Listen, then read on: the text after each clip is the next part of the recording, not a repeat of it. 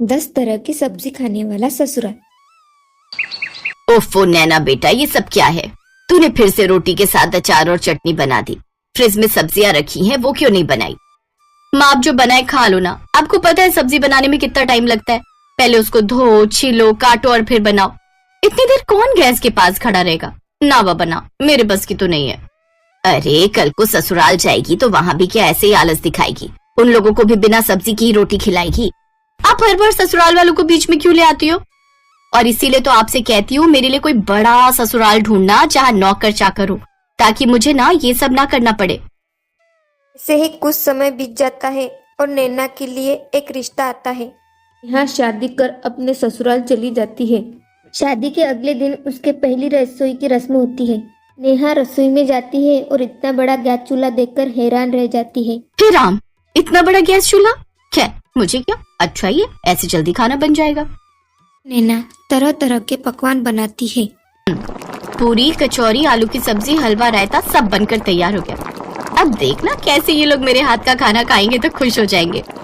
वो ही मन यह सब सोच रही होती है, तभी उसकी ननद डिम्पल और जेठानी सुनिधि आती है। अरे वाह, खुशबू तो बड़ी अच्छी आ रही है। लेकिन ये क्या, ये तो आधा ही खाना बना है।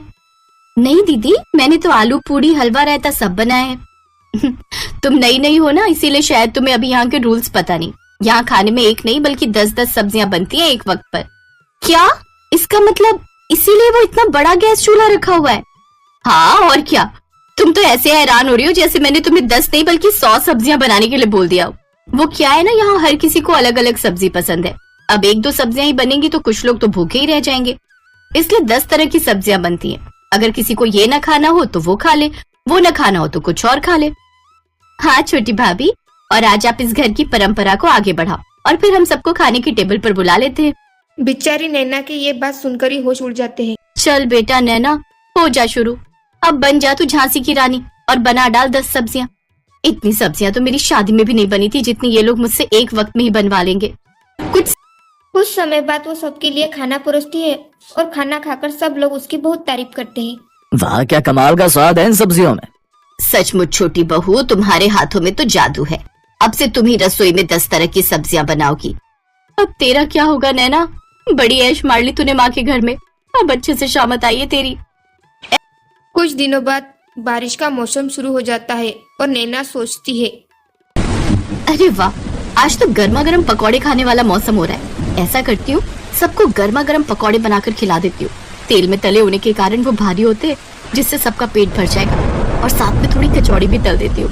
आज शाम का डिनर यही हो जाएगा और मुझे इतनी सारी सब्जियां बनाने से छुट्टी मिल जाएगी। नैना रसोई में जाती है और सबके लिए पकोड़े बनाती है। भाभी, ये क्या बना दिया आपने?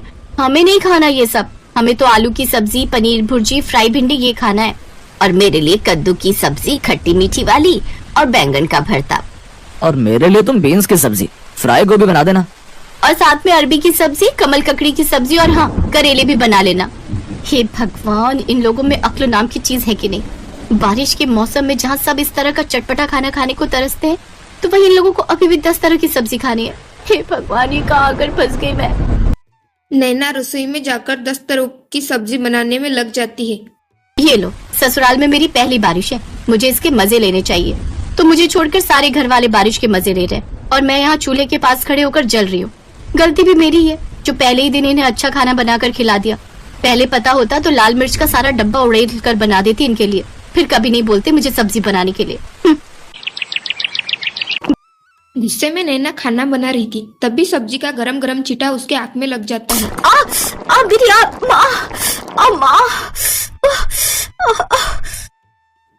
धीरे धीरे उसकी आँख लाल हो जाती है, जलन और भी बढ़ जाती है, जिस कारण वो सो भी नहीं पाती रात को। मेरी आँख। अरे नैना, ये तुम्हारी आँख में लालपन तो बढ़ता ही जा रहा है। मैं आई ड्रॉप डाल देता हूँ, उससे तुम्हें आराम मिलेगा। रौनक उसके आंखों में आई ड्रॉप डाल देता है, पर उसकी जलन धीरे धीरे बढ़ती है और आंख और लाल हो जाती है, जिस कारण उसे बहुत तकलीफ होती है। एक रोज अलग अलग तरह की 10 सब्जियां बनाकर तुम्हें परेशान हो जाती हूँ। घर में सब्जी भी नहीं है और बाहर बारिश भी तेज हो रही है। एक काम करती हूँ, आज आलू की अलग अलग तरह की 10 सब्जियां बना देती हूँ। वह आलू की 10 तरह की सब्जी बनाती है, जैसे दम आलू, आलू मटर इस तरह की सब्जी बनाती है, पर उसके ससुराल वाले नाक मुकरते हुए कहते हैं, ये क्या बना डाला आलू की सब्जी, वो भी 10 तरीके से। मुझे ये नहीं खाना, मेरे लिए कुछ और बना कर ले आओ। लेकिन माँ जी आज घर में सब्जी खत्म हो गई थी, बाहर कल रात से लगातार बारिश हो रही है, इसलिए लेने भी नहीं जा सके। अच्छा ठीक है, लेकिन कल से जो भी हो हमें 10 तरह की सब्जियां ही खाने में चाहिए, वो भी अलग अलग तरह की, समझी? अपने सास की बात सुनकर नैना को गुस्सा तो बहुत आता है, पर वह चुप रह जाती है। ऐसे ही 2 दिन बीत जाते हैं। उफ, सुबह से आंख में दर्द हो रहा है, लेकिन इससे मेरे ससुराल वालों को क्या? उन्हें तो बस 10 सब्जियां खाने से मतलब है। हॉस्पिटल भी नहीं जा सकती, नहीं तो इनके लिए 10-10 सब्जियां कौन बनाएगा? मुझे तो लगता है मैं एक दिन 10 सब्जियां बनाते बनाते भगवान के पास पहुंच जाऊंगी। जैसे तैसे वो सब्जियां बनाती है, लेकिन एक आंख से ठीक से ना देखने के कारण उससे या तो कोई सब्जी जल जाती या किसी में नमक मिर्च तेज हो जाता। लेकिन उसके ससुराल वाले उसका दुख समझने की बजाय सब्जी बनाने के लिए उसी को 10 तरह की बातें सुना देते हैं। लेकिन उसके पति से उसका ये दुख देखा नहीं जाता और वो उसे हॉस्पिटल लेकर जाता है, जहाँ डॉक्टर उसका चेकअप करके कहते हैं, देखिए इनकी आंख में किसी गर्म चीज का छींटा चला गया, जिस वजह से इनका आधा कॉर्निया डैमेज हो गया है। हमें जल्दी इनका ऑपरेशन करना होगा, नहीं तो इनको पूरी तरह देखना बंद हो जाएगा इस आंख से। डॉक्टर से ऑपरेशन की अपॉइंटमेंट लेकर वो दोनों घर आते हैं। तभी उसकी जेठानी उससे कहती है, आज तो तुमने जैसे भी बेकार सब्जियां बना दी, लेकिन कल 10 तरह की अच्छी सब्जियां बना लेना, क्योंकि कल घर में मेरे मायके वाले आ रहे हैं। अब बस भी करो आप सब। मेरे घर में जितना मर्जी सब्जियां बनाओ, लेकिन अकेले एक इंसान से नहीं, बल्कि पूरे परिवार मिलकर। आपको पता है सब्जी का छींटा जाने से इसकी आधी आंख खराब हो गई है। अगले दिन वह हॉस्पिटल जाते हैं, जहां उसका सफल इलाज हो जाता है और उसे पूरी तरह से दिखना शुरू हो जाता है। 3 दिन बाद जब वह घर आती है, तब उसकी सास, हमें माफ कर दे छोटी बहू, तेरे आने से पहले हमने नौकर रखा हुआ था, लेकिन 10 सब्जियों से परेशान होकर वो भी भाग ही गया। फिर हम सब मिलकर ही सब्जियां बनाने लगे, लेकिन तेरे आने के बाद हमने सब तेरे ऊपर ही छोड़ दिया, जिस कारण तेरी ये हालत। लेकिन अब से तू अकेले काम नहीं करेगी, बल्कि हम सब भी तेरी मदद करेंगे। और हाँ, अब से इस घर में 10 नहीं बल्कि 2 ही तरह की सब्जियां बनेंगी और वो सबको खानी पड़ेंगी। अपने सास की यह बात सुनकर नैना बहुत खुश हो गई